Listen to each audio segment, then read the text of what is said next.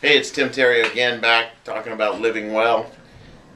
We've talked a lot about weight loss, and it's been a lot of negative stuff, about what we can do. So today I want to give you a little bit of perspective about how to view the world. Just back all last week, I was in a global leadership conference in Denver through the YPO group, and kind of a cool conference. What it is presidents of companies from around the world get together. And I went there for business and to learn, and ended up being reminded of some perspective. And that's mostly that I got to talk to people from around the world, and it reminded me of what we have here in America, and also you folks up in Canada, about what we got versus the rest of the world. So a couple quick stories. One, met a lady named Rosa from the Congo.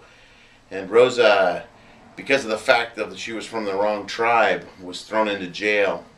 Arrested. Her husband and her and their 5 kids were thrown into jail in a small cell.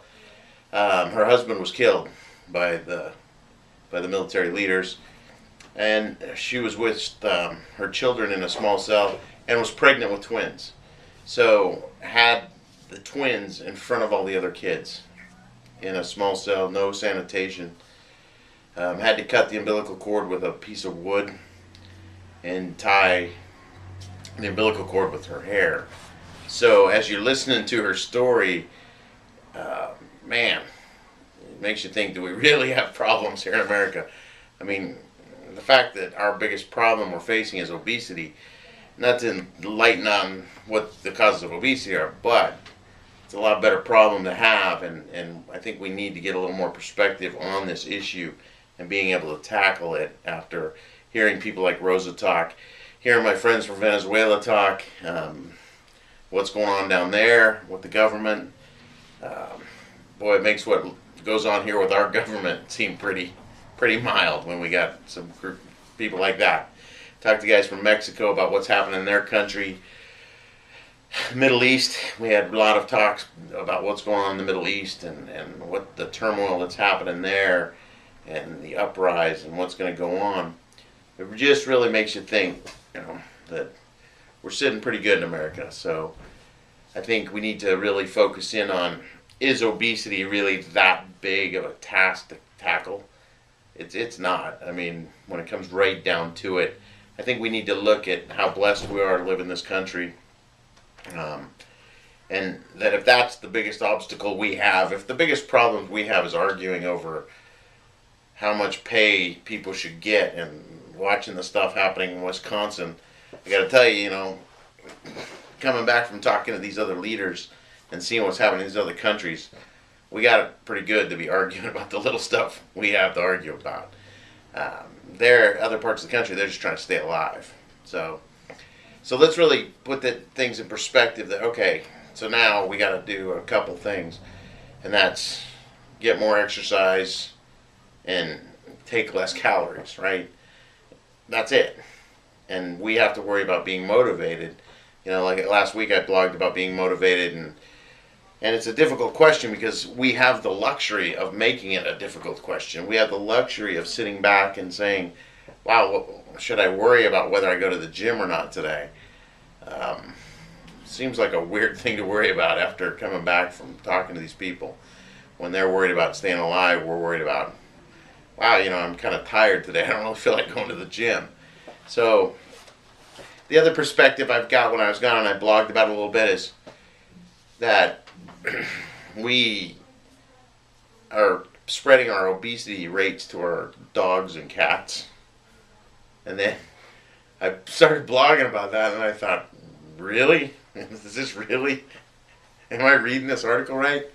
People are out there spending money on buying doggy treadmills. Not knocking you guys. Capitalism's great, and congratulations, you found a niche market. But really? I mean, what if we took that $300 to $900 and helped out people in other countries and that are struggling right now? I think that would spread a lot further. So let's keep it in perspective. We don't have a monumental task to go over here. Our monumental task in this wellness craze is, can we eat less calories?